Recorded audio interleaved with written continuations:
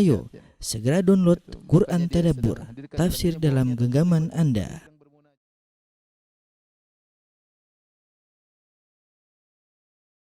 Surat Al-A'raf dikenal juga dengan surat Tula At-Tulayain. Tula At-Tulayain yang artinya adalah surat terpanjang dari dua surat yang panjang. Surat terpanjang dari dua surat yang panjang. Apa maksudnya?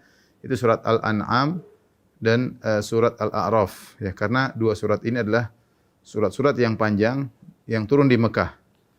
Yang turun di Mekah. Keduanya adalah Makkiyah dan dua-duanya panjang. Dan yang lebih panjang adalah surat Al-A'raf. Makanya dikatakan Tulayain, yaitu atau Atwalut Tulayain. Surat yang terpanjang dari dua surat yang panjang, surat Al-A'raf dan surat Al-An'am, yang lebih panjang adalah surat Al-A'raf. Sebagaimana datang dalam satu riwayat dari Marwan ibn al-Hakam, dia berkata, qala li Zaid bin Thabit. Zaid bin Thabit berkata kepada Marwan ibn al-Hakam ketika Marwan ibn al-Hakam menjadi imam. Dan Marwan ibn al-Hakam membaca surat-surat pendek. Inna a'tayna al-Kautsar, surat-surat pendek dalam juz amma. Maka Zaid bin Thabit menegur dia berkata, "Malaka taqra'u fil maghrib bi qisar?" Kenapa kau baca waktu imam maghrib baca surat-surat yang pendek? Wa qad sami'tu nabiyya sallallahu alaihi wasallam yaqra' bi tulayain. Sungguh aku mendengar Nabi sallallahu alaihi wasallam mengimami kami dengan membaca surat Al-A'raf. Itu tulayain atau atwalut tulayain di dalam salat maghrib, ya. Qala qultu, apa itu surat tulayain? Yaitu surat Atwalut Tulayain, surat yang terpanjang dari dua surat panjang. Maka Zaid bin Thabit berkata Al-A'raf. Maksudnya adalah surat Al-A'raf dan yang sepanjang satunya adalah Al-An'am. Karena dua surat ini surat panjang bergandengan dan dua-duanya adalah surat Makkiyah. Dua-duanya surat Makkiyah. Ini dalil bahwasanya meskipun surat Maghrib asalnya dibaca dengan surat-surat yang pendek, terutama Qisarul Mufassal, yaitu dari surat Al-Duha dan seterusnya, tetapi Nabi SAW terkadang membaca dengan surat yang panjang, ya. Sebagaimana dalam hadis Rasulullah SAW pernah baca surat Wat-Tur wa kitabim mastur fi raqim mansur, ya, dan itu dibaca dalam surat Maghrib, ya. Sebagaimana dalam hadis Jubair bin Mut'im radhiyallahu ta'ala anhu. Demikian juga Rasulullah SAW pernah baca dalam surat Maghrib surat Al-A'raf. Rasulullah bagi dua. Kita surat Al-A'raf 200 ayat lebih dibagi dua oleh Nabi sallallahu alaihi wasallam. Sebagaimana dalam riwayat Nasa'i dalam sunannya dari Aisyah radhiyallahu taala anha, ya. Anna Rasulullah sallallahu alaihi wasallam qara'a fi salatil maghrib bi suratil A'raf. Rasulullah sallam salat maghrib dengan membaca surat Al-A'raf. Farraqaha fi raq'ataini. Rasulullah SAW membagi surat Al-A'raf yang 200 ayat lebih menjadi dua. Jadi rakaat pertama sebagian, rakaat kedua sebagiannya lagi. Dan ini tentu sangat panjang, ya. Kalau kita terapkan sekarang, kita baca surat Al-A'raf di masjid, ya, mungkin selesai menjelang Isya, ya. Dan mungkin masyarakat belum bisa menerima, ya. Tapi intinya sesekali kita dalam surat Maghrib kita baca surat yang panjang tidak jadi masalah, meskipun asalnya kita salat dengan surat yang pendek, namun sesekali kita baca surat yang panjang tidak jadi masalah, sebagaimana yang dilakukan oleh Nabi Shallallahu Alaihi Wasallam. Surat ini adalah surat Makkiyah. Surat Al-A'raf adalah surat Makkiyah. Makkiyah maksudnya turun di sebelum Nabi berhijrah. Dan sebagaimana surat Al-An'am topiknya adalah tentang akidah, ya, demikian juga surat Al-A'raf topiknya juga tentang akidah. Hanya saja ada spesial dari surat Al-A'raf. Kalau surat Al-An'am, surat tersebut turun memang bahas tentang masalah akidah, menjelaskan tentang kerusakan akidah dari kaum musyrikin Arab, dan ada bantahan-bantahan sebagaimana telah lalu kita jelaskan bagaimana kengawuran orang-orang Arab musyrikin jahiliyah, dan dibantah oleh Allah dalam surat Al-An'am. Diskusi, Allah menyuruh Nabi berdiskusi dengan mereka. Adapun dalam surat Al-A'raf maka disebutkan tentang sejarah akidah, yaitu mulai dari kisah Nabi Adam dan iblis di langit, ya, sampai kemudian turun di atas muka bumi, kemudian menjelaskan tentang bagaimana dakwah para anbiya, mulai dari dakwah Nabi Nuh, kemudian Nabi Hud, kemudian Nabi Saleh, kemudian Nabi Lut, kemudian Nabi Syuaib, dan diakhiri dengan Nabi Musa. Ya. Jadi sejarah tentang manusia, ya, sampai akhirnya surga dan neraka, sampai akhirnya surga dan neraka. Jadi surat Al-A'raf juga berkaitan dengan akidah, dan ini ciri khas surat-surat Makkiyah.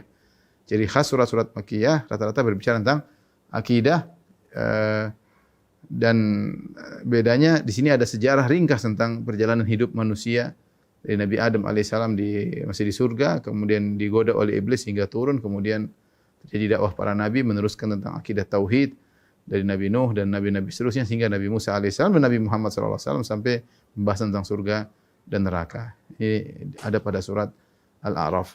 Kita katakan tadi surat Al-A'raf adalah surat Makkiyah. Adalah surat Makkiyah. Surat Makkiyah kecuali ada beberapa ayat yang dikatakan oleh para ulama adalah surat Madaniyah. Ayat tersebut diantaranya surat ayat 163, was'alhum anil qaryati allati kanat hadiratal bahri. Tanyakan kepada mereka, kepada orang-orang Yahudi tentang penduduk negeri yang terletak di tepi pantai. Ya. Ini dikatakan oleh para ulama, ayat ini mulai ayat ini sampai firman Allah wa idna taqanal jabala fawqahum, ayat 171, ini ayat dari 163 sampai 171 adalah Madaniyah. Kenapa Madaniyah? Karena ayat ini berkaitan tentang Yahudi. Kata Allah, was'alhum, tanyakan kepada mereka, yaitu orang Yahudi. Dan Nabi SAW tidak berinteraksi dengan orang Yahudi kecuali di Madinah. Di Mekah tidak ada orang Yahudi. Nabi baru berinteraksi dengan mereka ketika di Madinah. Sehingga sebenarnya mengatakan bahwasanya ayat ini, was'alhum anil qaryah, tanyakan kepada orang Yahudi tentang nenek moyang mereka di pinggir pantai yang melakukan pelanggaran sehingga Allah rubah jadi monyet dan babi-babi. Ya, itu adalah ayat Madaniyah. Karena Rasulullah disuruh bertanya kepada orang Yahudi dan sementara Nabi tidak berinteraksi dengan orang Yahudi kecuali di kota Madinah. Ini sekilas tentang mukaddimah dari surat Al-A'raf. Mukaddimah dari surat Al-A'raf. Taib, kita bacakan isi daripada surat Al-A'raf. Allah Subhanahu wa taala berfirman di awal surat, bismillahirrahmanirrahim, Alif Lam Mim Shad. Alif Lam Mim Shad. Sama surat ini dibuka dengan al-huruf al-muqatta'ah, huruf yang dibaca dengan terpisah-pisah, dibaca per huruf bukan sebagai perkata. Sehingga secara makna kalau kita baca tidak bisa kita baca karena suatu makna bisa kita ketahui kalau huruf-huruf tersebut terangkai menjadi suatu kata. Ketika huruf tersebut dibaca sebagai huruf, maka tidak mengandung makna tertentu. Ya. Adapun ini sebagaimana pendapat ini maksudnya maknanya ini, wallahu a'lam bishawab. Tetapi secara zahir bahwasanya huruf-huruf ini tidak mengandung makna. Karenanya sebagian ulama memandang ini apa hikmahnya Allah menurunkan sebagian surat dengan huruf al-muqatta'ah, huruf yang terputus-putus, ya, seperti alif lam mim ra, alif lam mim shad, qaf, kemudian yasin, toha, ya, hamim, ya, dan seterusnya, ya, nun, ya. Sebagian ulama mengatakan bahwasanya hikmahnya adalah Al-Quran diturunkan dengan huruf-huruf hijaiyah. Yang huruf-huruf hijaiyah tersebut adalah huruf-huruf yang merangkai bahasa Arab yang merupakan bahasa orang-orang musyrikin Arab ketika itu. Orang-orang Quraisy mereka berbicara dengan bahasa Arab. Orang musyrikin Arab selain Quraisy juga berbicara dengan bahasa Arab. Nah, Al-Quran turun dengan bahasa mereka. Inna anzalnahu Qur'anan Arabiyyan. Kami turunkan Al-Quran dengan bahasa Arab. Tetapi meskipun Al-Quran turun dengan bahasa Arab, ternyata mereka tidak mampu untuk mendatangkan semisal Al-Quran. Wa in kuntum fi raibin mimma nazzalna ala abdina fa'tu bi suratin min mithlih. Kalau kalian ragu tentang Al-Quran, apa yang kami turunkan kepada hamba kami Al-Quran, maka datangkanlah yang semisal Al-Quran. Tentu mereka tidak bakalan mampu. Dan ini sebagai isyarat tentang mukjizat Al-Quran, dan ini sudah sering saya sampaikan bahwasanya Al-Quran turun dengan bahasa Arab dengan huruf-huruf hijaiyah yang dikuasai oleh orang-orang Quraisy dan mereka ngomong dengan huruf hijaiyah, namun mereka tidak bisa mendatangkan semisal Al-Quran. Padahal mereka bahasa Arabnya tidak kalah hebat daripada Muhammad sallallahu alaihi wasallam. Bahkan mereka lebih hebat dari Muhammad. Karena Rasulullah sallam bukanlah syair, bukanlah penyair. Rasulullah SAW bukan penyair. Sementara orang-orang Arab banyak yang ahli syair, mereka jago syair. Rasulullah SAW tidak pernah buat syair, tapi Rasulullah SAW pernah menukil syair yang diucapkan oleh sebagian sahabat. Ya, tetapi orang-orang musyrikin Arab, mereka jago-jago syair, namun mereka tidak bisa datang semisal Al-Quran. Ya, karena Al-Quran ini menakjubkan susunannya, balaghahnya, dan dia bukan syair. Ini hikmah diantaranya kenapa Allah buka sebagian surat dengan huruf al-muqatta'ah. Makanya biasanya setelah Allah menyebutkan surat dengan huruf al-muqatta'ah, Allah biasanya langsung sebut Al-Quran.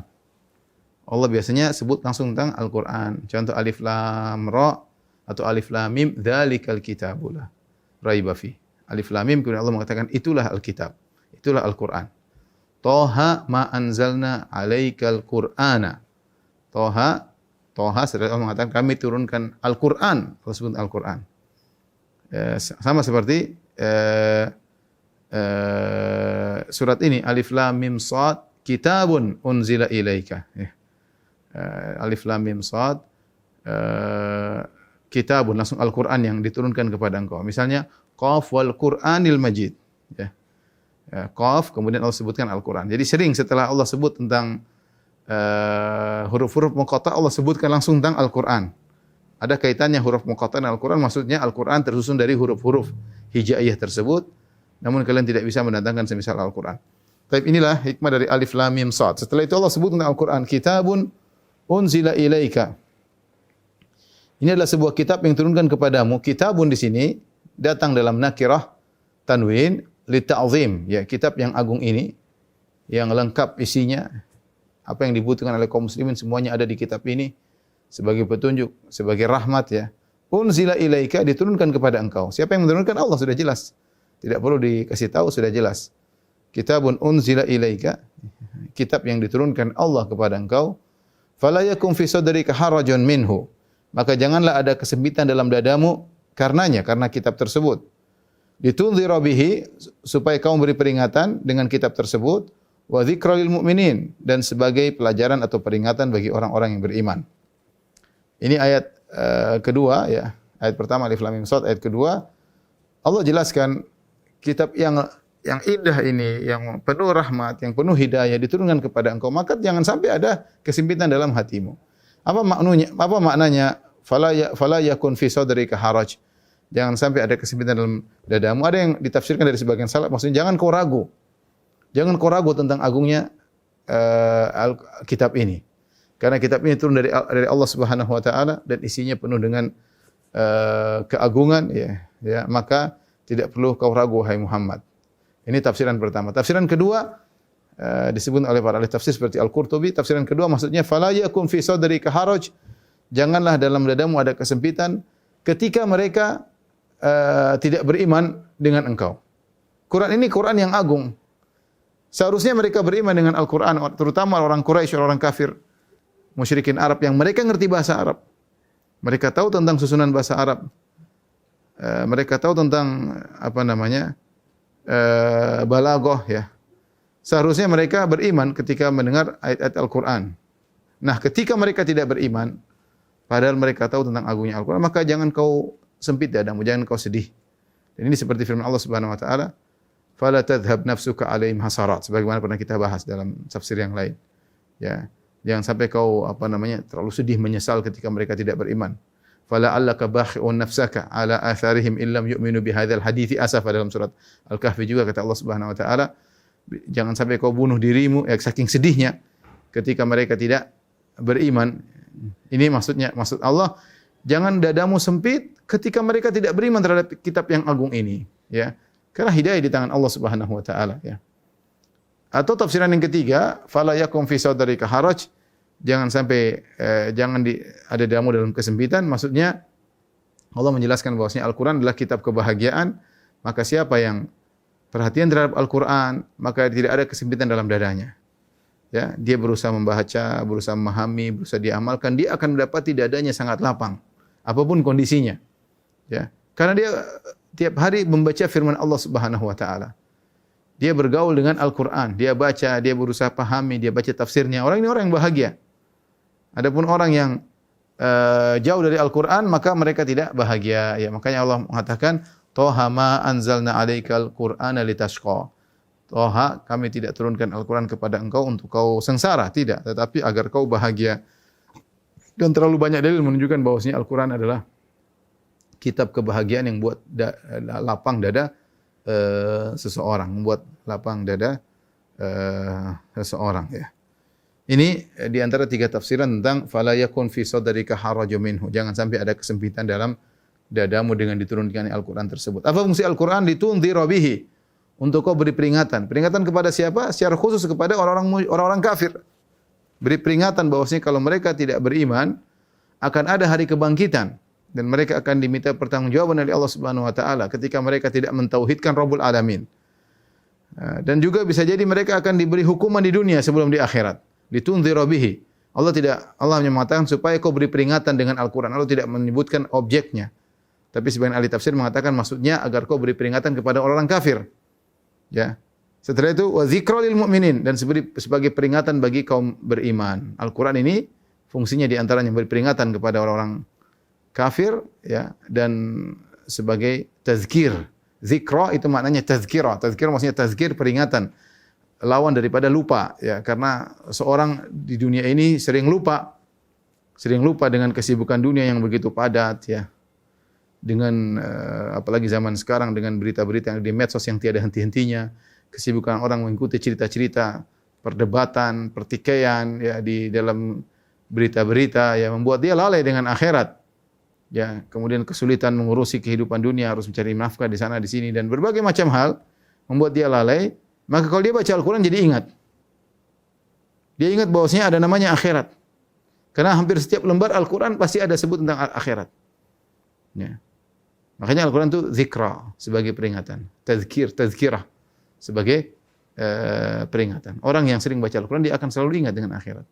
Dia akan sadar bahwasanya hidupnya hanyalah sebentar. Ya. Adapun yang tidak baca Al-Quran maka dia akan lalai. Ya. Akan lalai. Jadi ini fungsi Al-Quran adalah memberi peringatan, litundzira bihi, memberi peringatan kepada orang kafir. Hanya saja objek.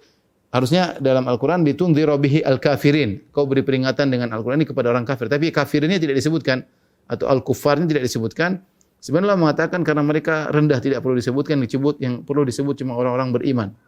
Wa dzikra lil mu'minin dan beri peringatan kepada orang beriman ketika disebutkan Al-Qur'an sebagai peringatan kepada orang beriman menunjukkan yang sebelumnya adalah untuk orang-orang kafir, peringatan kepada orang kafir meskipun tidak disebutkan dalam lafal Al-Qur'an tapi sudah dipahami. Tidak disebutkan karena tidak pantas digandingkan dengan orang-orang beriman. Setelah itu Allah berfirman, ittabi'u ma unzila ilaikum min rabbikum. Kata Allah Subhanahu wa taala ayat ketiga, ikutlah apa yang diturunkan kepadamu dari Tuhanmu. Min rabbikum. Wa la tattabi'u min dunihi awliya dan jangan kau ikuti selain dari Al-Qur'an yaitu para wali-wali selain Allah. Qalilan ma tadhakkarun. Amat sedikitlah dari kalian yang mengambil pelajaran. Setelah Allah jelaskan bahwasanya Al-Qur'an ya, Alkitab kebahagiaan, ya, kitab petunjuk, seorang yang bacanya tidak akan ada kesempitan dalam hatinya. Maka Allah menyuruh kita kaum muslimin, ittabi'u, ikutilah apa yang diturunkan kepada kalian, yaitu Al-Qur'an, min rabbikum, dari Rabb kalian. Min rabbikum, Rabb adalah salah satu nama Allah Subhanahu wa taala yang maknanya rububiyah. Rabb dari rububiyah. Dan rububiyah maksudnya adalah dari antara makna rububiyah adalah tarbiyah, yaitu Allah mentarbiyah hamba-hamba ciptaannya. Ya, di antara bentuk tarbiyah Allah kepada hamba-hambanya dengan menurunkan Al-Qur'an. Maka seorang agar bisa menjalani tarbiyah sebagai dari Allah Subhanahu wa taala agar dia bisa menjalani kehidupan dengan pendidikan yang pertumbuhan yang baik adalah dengan Al-Qur'an. Allah tidak menciptakan manusia begitu saja dibiarkan, tapi Allah ciptakan, Allah turunkan para rasul dan Allah turunkan kitab suci. Ya. Dan Allah lebih tahu tentang kita manusia. Bagaimana kita ingin menjalani kehidupan dengan baik, maka Allah suruh kita ikuti Al-Qur'an. Ittabi'u ma unzila ilaikum min rabbikum. Konsekuensi dari nama Ar-Rabb yaitu yang mengandung makna rububiyah, Ar-Rabb rububiyah maksudnya tarbiyah, konsekuensinya adalah Allah Subhanahu wa taala turunkan Al-Qur'an untuk menjelaskan aturan-aturan yang hendaknya dilakukan oleh seorang hamba agar dia bahagia. Wala tattabi'u min dunihi awliya. Dan jangan dia mengikuti selain Al-Qur'an. Ya, mengikuti pernyataan para wali-wali selain Allah Subhanahu wa taala. Di sini kata Al-Imam Ibnu Qayyim rahimahullahu taala, Allah Subhanahu wa taala hanya memberikan dua pilihan. Ikut Al-Quran, maksudnya Al-Quran dan penjelasannya Al-Quran dan Sunnah. Atau kalau tidak mengikuti Al-Quran dan Sunnah, maka mengikuti kebatilan. Tidak ada walam yaj'al bainahuma wasithah, kata Ibnu Qayyim rahimahullah. Allah tidak menjadikan ada pilihan ketiga. Alternatif ketiga enggak ada, cuma dua alternatif yang Allah sebutkan. Ikut Al-Quran, kalau tidak ikut Al-Quran maka mengikuti kebatilan selain Allah Subhanahu wa taala. Maka dalam kehidupan ini kita harus berjalan di atas Al-Quran dan Sunnah. Dalam segala hal. Jika kita tidak berjalan di atas Al-Quran dan Sunnah, berarti kita berjalan di atas kebatilan. Itu sudah pasti. Apa yang kita lakukan dalam kehidupan ini pasti ada hukum dalam hukum Islam. Entah secara nas, atau secara kias, ya atau secara istimbat. Intinya, apapun yang kita jalani pasti ada dalilnya. Bahkan dalam urusan-urusan duniawi. Ya pasti ada dalilnya. Ya. Nah, kapan kita tidak mengikuti petunjuk Al-Quran dan Sunnah, ya kita pasti akan menyimpang. Yang pasti kita ikutilah kebatilan. Tidak ada pilihan ketiga, kata Ibnu Qayyim rahimahullahu taala. Ini menegaskan kepada kita agar kita bahagia, kita benar-benar harus berpegang teguh dengan Al-Quran dan Sunnah. Dan ini mengharuskan kita untuk banyak belajar dan berusaha untuk praktekkan satu demi satu. Kita menata kehidupan kita, ya, dari kehidupan sejak bangun tidur sampai mau tidur lagi. Dari kegiatan sehari-hari, dari perkataan, dari tulisan, ya, dari ucapan, menata hati, menata mata, menata telinga, menata diri kita bermuamalah dengan istri kita, anak kita, orang tua kita, kakak kita, adik kita, dengan tetangga kita. Semuanya ada dalilnya. Menata diri kita dalam interaksi terhadap diri kita sendiri, tatkala kita di depan banyak orang, tatkala kita bersendirian, tentang ibadah kita. Maka seorang berusaha mengikuti Al-Quran dan Sunnah. Makanya seperti perkataan Sufyan Ats-Tsauri, "Law istata'ta alla tahukka ra'saka illa bisunnah faf'al." Kalau kau mampu tidak menggaruk kepalamu kecuali ada dalilnya, lakukanlah. Artinya berusaha sebisa mungkin kita berjalan dengan dalil, berusaha sebisa mungkin. Karena kalau kita tidak ikut dalil, kita pasti akan tersesat. Kita akan tersesat. Dan ini konsekuensinya kita harus banyak belajar. Ya, bukan cuma antum, kita semua, saya juga harus banyak belajar. Dan belajar bukan cuma teori, tapi belajar untuk mempraktekkan dalam kehidupan sehari-hari. Dan itu lebih berat daripada hanya sekedar memahami, membaca Al-Quran, kemudian butuh dipahami, kemudian butuh untuk dipraktekkan. Kata Allah, qalilan ma tadhakkarun, ya. Qalilan ma tadhakkarun. Yaitu hanya sedikit yang mengambil pelajaran, ya. Kenyataannya banyak orang yang meninggalkan Al-Quran dan Sunnah. Makanya Allah mengatakan qalilan ma tadhakkarun. Kenyataannya demikian, ya. Hanya sedikit yang mengambil pelajaran. Jadilah Anda termasuk orang-orang yang sedikit tersebut, ya. Makanya ada seorang berdoa, dia mengatakan, Allah maj'alni minal qalil, ya Allah jadikanlah aku termasuk golongan yang sedikit. Ditanya kenapa? Karena sedikit sering dipuji oleh Allah. Qalilan ma tadhakkarun, sedikit kalian yang mengambil pelajaran, ya. Wa qalilun min ibadiyasy syakur, hanya sedikit dari hamba-hambaku yang bersyukur. Hanya sedikit, ya. Jadi seorang berusaha mengambil pelajaran, ya, meskipun kebanyakan manusia tidak mengikuti Al-Quran dan Sunnah, jangan terpedaya dengan mayoritas. Jangan terpedaya dengan jumlah yang banyak. Seorang berusaha menata dirinya untuk kebahagiaan di dunia dan di akhirat. Taib. Kemudian Allah menyebutkan tentang bagaimana nasib orang-orang yang melanggar atau tidak mengikuti petunjuk dari Allah Subhanahu wa taala. Kata Allah Subhanahu wa taala, "Wa kam min qaryatin ahlaknaha faja'aha ba'suna bayatan aw hum qailun."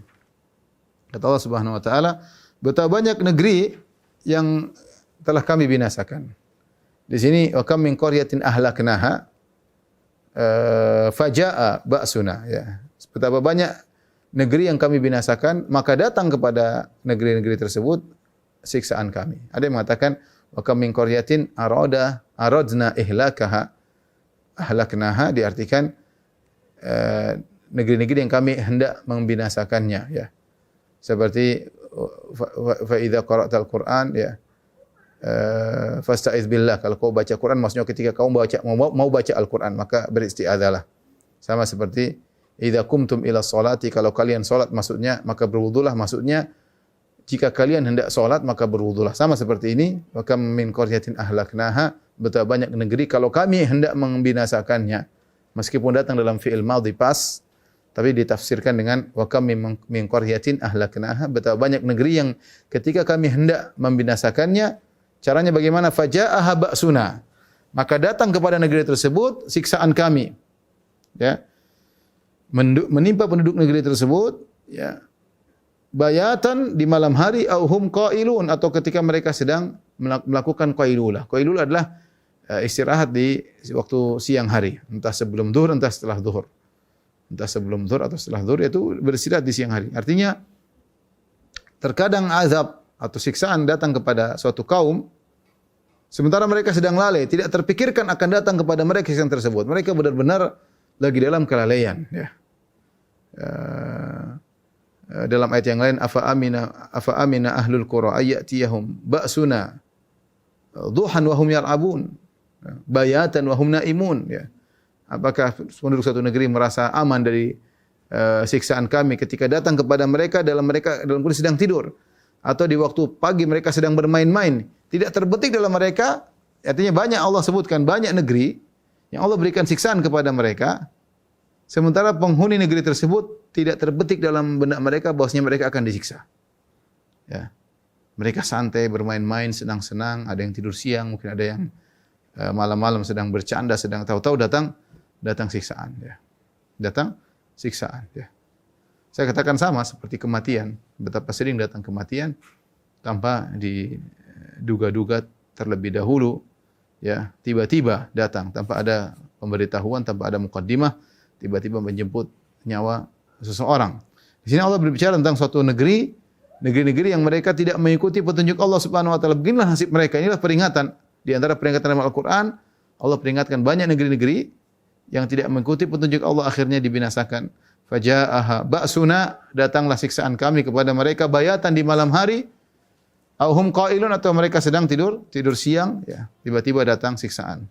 Famakana da'wahum idz ja'ahum ba'suna, ketika siksaan datang kepada mereka, maka tidak ada perkataan mereka, seruan mereka di waktu datang siksaan kepada mereka, illa an qalu, kecuali mereka berkata, inna kunna zalimin, sungguhnya kami telah zalim. Mereka sadar ketika datang azab di depan mereka waktu yang sempit tersebut mereka mengatakan, sungguh kita berbuat zalim, kita telah bersalah, tapi akhirnya mereka binasa. Dan sadarnya mereka di saat tersebut tidak ada faedahnya. Ya, tidak ada faedahnya. Sama seperti Firaun ketika akan mati, hatta idza adrakahul gharq qala annahu la ilaha illa alladhi amanat bihi banu Israil. Ketika akan tenggelam baru dia mengatakan la ilaha illallah. Tidak ada faedahnya. Ya. Penyesalan yang tiada bermanfaat ketika saat mereka melihat siksaan sudah di hadapan mata mereka, ya. Allah Subhanahu wa taala berfirman, "Falanas'alanna alladhina ursila ilaihim wa lanas'alanna al-mursalin." Maka sungguh kami akan menanyai umat-umat yang telah diutus rasul-rasul kepada mereka. Wa lanas'alanna al-mursalin, dan kami juga akan bertanya kepada para rasul tersebut. Allah mengatakan semuanya akan dimintai pertanggungjawaban. Ini peringatan tentang hari akhirat. Ingat, kalau kalian tidak beriman, bisa jadi datang siksaan di dunia. Kalaupun tidak datang siksaan di dunia, kalian akan dibangkitkan dan diminta pertanggungjawaban. Semua akan ditanya tentang amalan mereka. Umat-umat yang para rasul diutus kepada mereka dan mereka mendustakan umat para rasul tersebut, dan para rasul juga akan ditanya. Semuanya akan mempertanggungjawabkan apa yang mereka diperintahkan. Adapun umat-umat yang membangkang kepada para nabi, tentu mereka akan terhinakan. Mereka akan terhinakan ketika dimintai pertanggungjawaban. Mereka tidak mampu jawab. Dan para rasul ketika ditanya bukan untuk apa, tapi adalah untuk memuliakan mereka. Bahwasanya mereka sudah menyampaikan amanah dari Allah Subhanahu wa taala, risalah, dan untuk mempermalukan umat-umat mereka. Ya, seperti ketika Allah bertanya kepada Nabi Isa, anta qulta lin-nasi ittakhiduni wa ummi ilahaini min dunillah. Wahai Isa, apakah kau pernah memerintahkan kepada umatmu, jadikanlah aku dan ibuku sebagai dua Tuhan selain Allah? Nabi Isa mengatakan tidak. Ya. Tidak pantas bagi untuk mengucapkan hal tersebut. Ma qultu lahum illa ma amartani bihi an ibudullaha rabbi wa rabbakum. Aku tidak menyampaikan kepada mereka kecuali apa yang kau perintahkan kepadaku. Aku menyampaikan suatu amanah.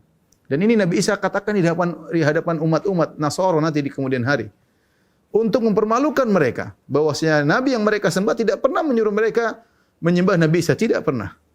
Ma qultu lahum illa ma amartani bihi an ibudullaha. Aku tidak pernah berkata kepada mereka kecuali Apa yang kau perintahkan kepadaku? Ani'budullaha, sembahlah Allah semata, Rabbi wa Rabbakum, Tuhanku dan Tuhan kalian.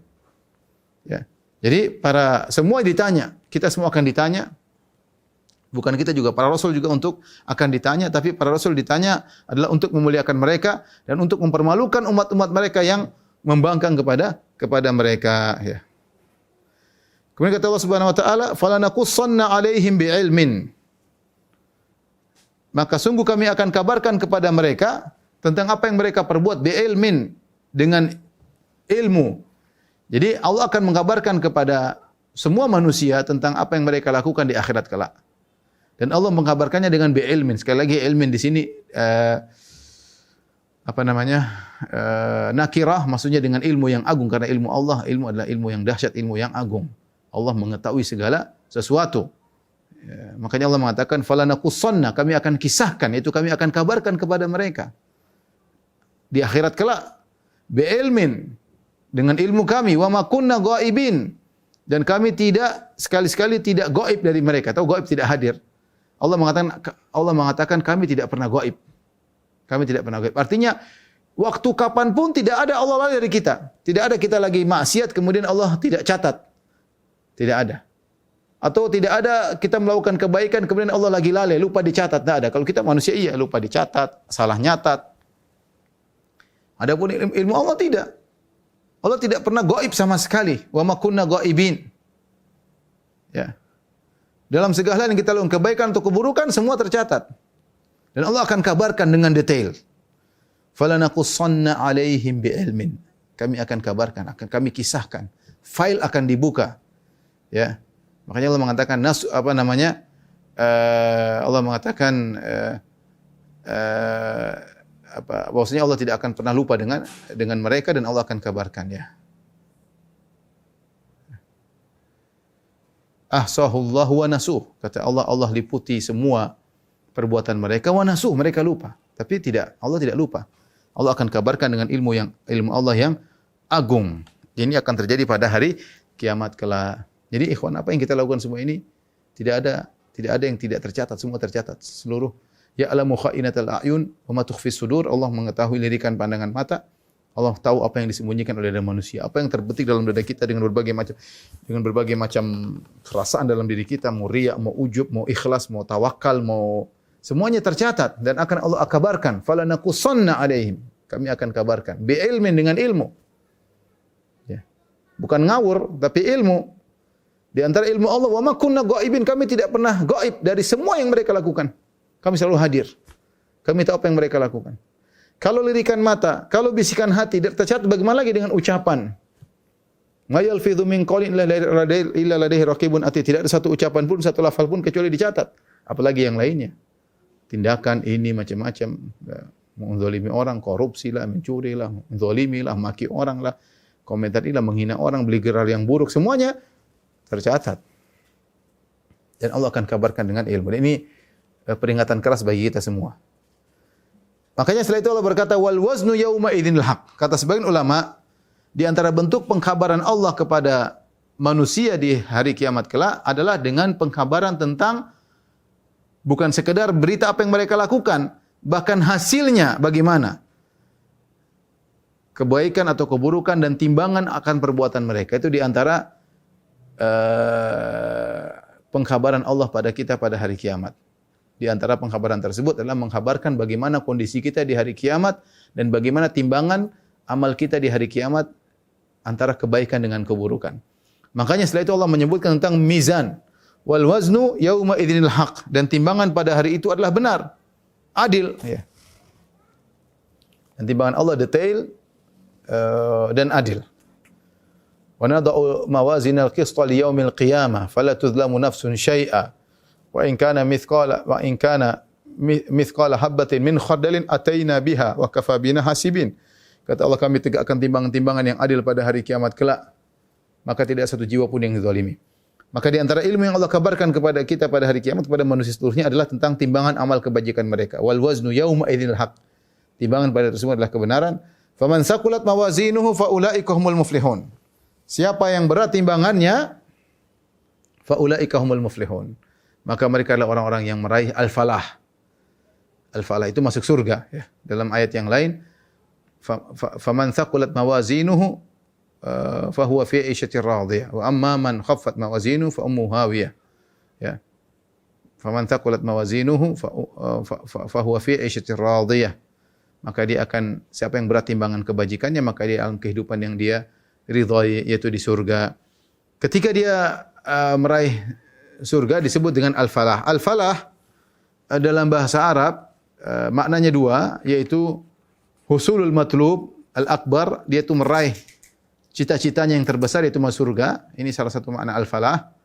Atau al-falah dalam bahasa Arab maknanya adalah al-baqa al-daim, yaitu kesinambungan, mendapatkan kebahagiaan yang kesinambungan. Makanya dalam bahasa Arab kalau ada orang kemudian dia bahagia dan kebahagiaannya tetap, maka disebut nalal falah, dia sudah meraih al-falah. Sudah tentram hidupnya, tentram itu disebut orang ini sudah mencapai al-falah. Tapi kalau kondisi dia belum stabil, kadang bahagia, kadang sulit, kadang ekonominya naik, kadang ekonominya turun, kadang ini belum disebut dengan al-falah dalam bahasa Arab. Orang-orang Arab mengatakan si fulan telah meraih al-falah kalau kondisinya sudah stabil, dia meraih kebahagiaan yang berkesinambungan, ya. Oh, nalal falah, ya. Dia telah meraih al-falah. Maka kata Syekh Muhammad Al-Amin Syinqiti rahimahullah dalam kitabnya Al-Adhbul Munir, Syekh Muhammad Al-Amin Syinqiti punya dua tafsir. Pertama Adwaul Bayan yang beliau tulis, ya. Itu pun tidak sempurna, kemudian disempurnakan oleh muridnya Atiyah Salim, ya. Kemudian ada Al-Adhbul Munir, itu pun tidak lengkap, diambil dari ceramah-ceramah beliau, kemudian ditafrik, ditranskrip dan dicetak dalam beberapa jilid, ya. Beliau berkata bahwasanya al-falah dalam kitabnya Al-Adhbul Munir, bahwasanya al-falah adalah dalam bahasa Arab maksudnya adalah continue, ya, berkesinambungan, dan ini sangat pas ketika dikatakan seorang masuk surga. Dia telah meraih al-falah, ya, meraih kebahagiaan yang continue, tidak pernah turun, stabil. Itulah kebahagiaan di surga, ya. Pokoknya ikhwan, kalau kita dengar kumandang azan, hayya 'alal falah, berangkat, ya. Marilah menuju kepada kebahagiaan yang stabil, kebahagiaan yang abadi, tidak pernah turun. Itulah surga Allah Subhanahu wa taala. Makanya Allah berfirman, faman thaqulat mawazinuh, barang siapa yang timbangannya berat, timbangan kebajikannya, faulaika humul muflihun, maka mereka adalah orang-orang yang telah meraih al-falah. Wa man khaffat mawazinuh, barang siapa yang ringan timbangan kebajikannya, lebih berat timbangan keburukannya, faulaika alladziina khasiru anfusahum, mereka adalah orang-orang yang merugikan diri mereka sendiri. Bima kanu bi ayatina yadhlimun, karena mereka telah berbuat zalim kepada ayat-ayat kami, yaitu ayat-ayat kami telah jelas, baik ayat-ayat kauniyah maupun ayat-ayat syar'iyah. Ayat-ayat kauniyah bagaimana tentang keagungan ciptaan Allah Subhanahu wa taala yang menunjukkan Allah Maha Esa, penciptanya Esa. Kalau tidak Esa maka akan terjadi kerancuan dan kehancuran di alam semesta. Semua alam semesta yang berjalan dengan stabil, dengan indah, dengan keteraturan menunjukkan penciptanya Esa. Ya. Yang kedua ayat-ayat syar'iyah di mana ada Al-Qur'an, ada hadis, ya. Tapi mereka berbuat zalim, mereka tidak beriman dengan ayat-ayat Allah Subhanahu wa taala. Maka orang-orang seperti ini yang keburukannya lebih berat daripada dosa-dosanya, lebih berat daripada kebaikannya, faulaika alladziina khasiru anfusahum, mereka telah merugikan diri mereka sendiri. Ini kerugian yang sangat parah. Ada orang rugi harta, masih mending. Ada orang rugi, dia rugi dari sisi misalnya rumahnya dari hartanya, atau rugi anaknya, rugi istrinya mungkin mungkin celaka atau apa. Yang lebih parah dia merugi dirinya sendiri, dirinya masuk neraka. Kerugian tersebut tidak berkaitan dengan hartanya, dengan jabatannya, ya, dengan duitnya, tidak. Berkaitan dengan jiwanya yang akhirnya dia masuk neraka jahanam. Kerugian yang sangat parah, ya. Ikhwan dan akhwat yang dirahmati Allah Subhanahu wa taala, para jemaah Masjid Al-Ikhlas Dukuh yang dirahmati Allah Subhanahu wa taala. Di sini Allah menyebut tentang mizan, dan mizan adapun datang dalam bentuk jamak, wa man khaffat faman thaqulat mawazinuh, barang siapa yang berat timbangan-timbangannya. Ada yang mengatakan mawazin jamak dari mizan, timbangannya banyak. Ada yang mengatakan jamak dari mauzun, jamak dari yang ditimbang. Tapi intinya kenapa dijamakkan? Seperti firman Allah Subhanahu wa taala, wa nadau mawazinal qista, kami letakkan timbangan-timbangan keadilan. Apakah timbangan untuk menimbang amal saleh pada hari kiamat kelak satu atau berbilang? Ada khilaf di kalangan para ulama. Ada yang mengatakan satu, disebut dengan berbilang, ditinjau dari yang ditimbang. Ada yang mengatakan timbangan berbilang karena masing-masing orang ada timbangannya. Wallahu a'lam bishawab. Intinya akan ada timbangan pada hari kiamat kala dan Allah mampu untuk menimbang amal soleh. Apakah yang ditimbang adalah orangnya, pelakunya, ataukah yang ditimbang adalah catatan amalnya, atau yang ditimbang amal soleh itu sendiri yang Allah rubah dari suatu yang abstrak menjadi konkret. Ya. Dan ini sudah kita bahas dalam masalah rukun iman. Ya. Dan demikian secara akidah wasitiyah juga kita bahas. Kita tidak akan mengulangi lagi. Ya. Taib. Kemudian Allah Subhanahu Wa Taala berfirman, "Walaqad makkannakum fil ardi." Kata Allah Subhanahu Wa Taala, sungguh kami telah menempatkan kalian di atas muka bumi. Yaitu kami telah menyiapkan. Walaqad makkannakum fil ardi itu kami tempatkan kalian, kami siapkan bumi untuk kalian. Maknanya demikian. Hayya'nal arda lakum. Kami telah siapkan bumi untuk kalian sehingga kalian bisa tamakkun, kalian bisa tinggal di bumi, bisa mengelola bumi. Ya. Kata Allah Subhanahu Wa Taala, wa ja'alna lakum fiha ma'ayish, dan kami jadikan kepada kalian di atas muka bumi sumber-sumber penghidupan. Ma'ayish jamak dari ma'isyah. Ma'isyah itu ma yatawassaluna bihi lil aish, yaitu perkara yang digunakan untuk hidup ya. Maksudnya banyak hal, ada makanan, ada minuman, ada tanah yang landai, ada tempat tinggal, ada banyak hal. Allah siapkan udara, Allah siapkan gunung, Allah siapkan laut, Allah siapkan sungai, Allah siapkan pohon-pohon, Allah siapkan hewan-hewan siap disantap ya, banyak hal. Ya. Allah siapkan logam-logam yang bisa dibuat jadi kereta api, jadi pesawat, jadi mobil, macam-macam ya. Allah berikan banyak hal di atas muka bumi, Allah siapkan, dan ini bukan tiba-tiba ya. Tapi Allah sudah siapkan, hanya saja ilmu manusia terbuka sedikit demi sedikit, akhirnya menemukan ini. Semuanya ada, cuma Allah berikan ilmu sedikit demi sedikit. Ya, oksigen misalnya di atas muka bumi kadarnya ada ya.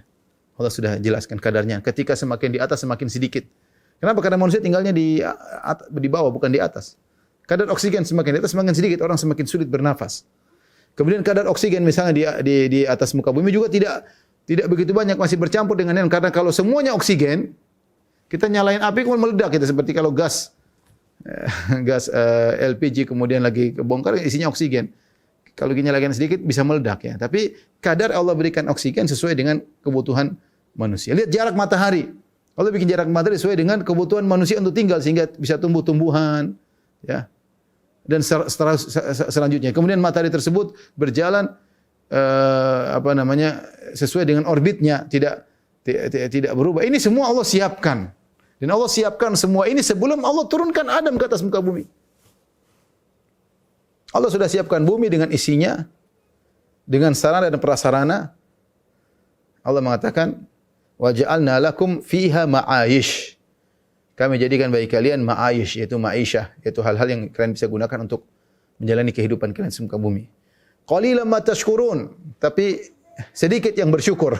Sekali lagi, sedikit yang bersyukur. Sedikit kalian bersyukur. Di sini apa maksudnya? Kata para ulama ahli tafsir mengatakan Allah mulai menyebut tentang nikmat yang Allah berikan kepada manusia. Setelah Allah menyebutkan bagaimana sebagian orang yang Allah binasakan tatkala mereka tidak mengikuti perintah Allah, meninggalkan Al-Qur'an, meninggalkan kitab-kitab suci Allah, tidak taat kepada para nabi, kaum-kaum sebelumnya, umat-umat sebelumnya. Maka untuk memotivasi kita agar bisa taat kepada Allah, maka Allah sebutkan di antara nikmat yang Allah berikan kepada kita adalah Allah menjadikan kita bisa hidup di atas muka bumi. Dan Allah siapkan sarana dan prasarana. Tapi banyak dari kalian yang tidak bersyukur. Hanya sedikit yang bersyukur. Kemudian Allah sebutkan nikmat yang lain. Nikmat al-ijad. Nikmat kalian dari tidak ada menjadi ada. Ya, kalian dulu manusia tidak ada. Kemudian Allah ciptakan melalui ayah kalian, nenek moyang kalian Nabi Adam. Kata Allah Subhanahu wa taala, "Wa laqad khalaqnakum tsumma sawwarnakum." Sungguh kami telah menciptakan kalian. Perhatikan di sini ya. Allah mengatakan dengan dhamir jama' dengan kata ganti plural yaitu jama'. Wa laqad khalaqnakum, lihat ayat 10. Sungguh kami telah menciptakan ayat 11. Sungguhnya kami telah menciptakan kalian. Namun banyak ahli tafsir menafsirkan yang dimaksud dengan kalian di sini maksudnya Adam alaihissalam. Namun Allah menggunakan kata kalian karena ditinjau dari nenek Adam adalah Abul Bashar, nenek moyang seluruh manusia. Ya, ketika berbicara tentang nenek moyang artinya seakan-akan Allah berbicara tentang kita. Dan ini semisal ini dan ini yang dirajihkan oleh Ibnu Katsir dalam tafsirnya. Wa laqad khalaqnakum, maksudnya sungguh kami telah ciptakan nenek moyang kalian itu Adam. Ya, seperti firman Allah Subhanahu wa taala, Bani Israel ya. Ketika Allah Subhanahu wa taala berfirman, "Wa dhallalna 'alaikumul ghamama wa anzalna 'alaikumul manna wassalwa." Allah turunkan ayat dalam surat Al-Baqarah dan itu surat Madaniyah. Allah berkata, "Wa dhallalna 'alaikumul ghamama," dan kami telah menaungi kalian wahai Bani Israel dengan ghamama, dengan awan agar kalian tidak kepanasan.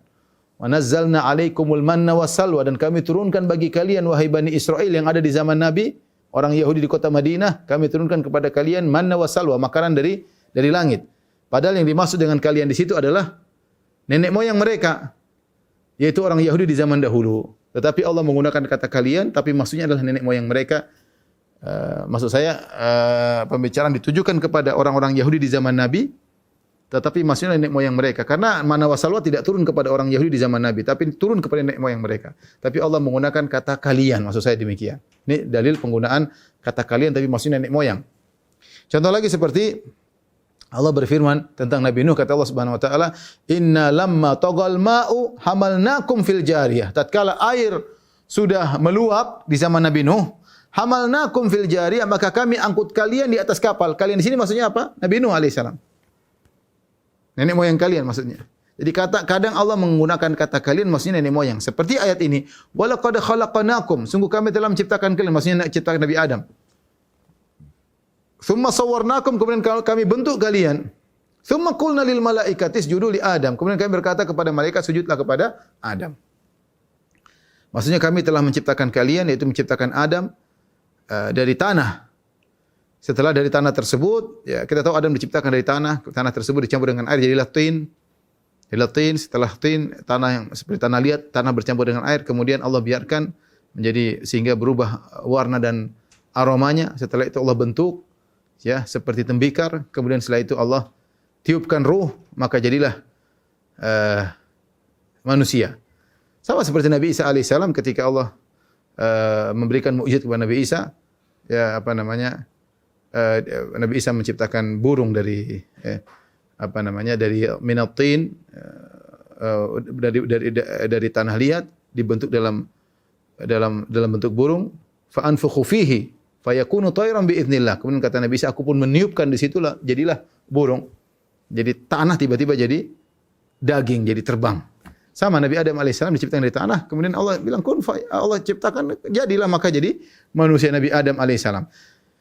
Jadi kami ciptakan kalian dari tanah, jadi Adam dari tanah. Tsumma sawwarnakum, kemudian bentuk kalian menjadi manusia, kemudian kami tiupkan ruh. Tsumma qulna lil malaika, kemudian kami berkata kepada malaikat, usjudu li Adam, wahai malaikat sujudlah kepada Adam. Fasajadu illa iblis, maka semuanya sujud malaikat kecuali iblis. Iblis tidak sujud.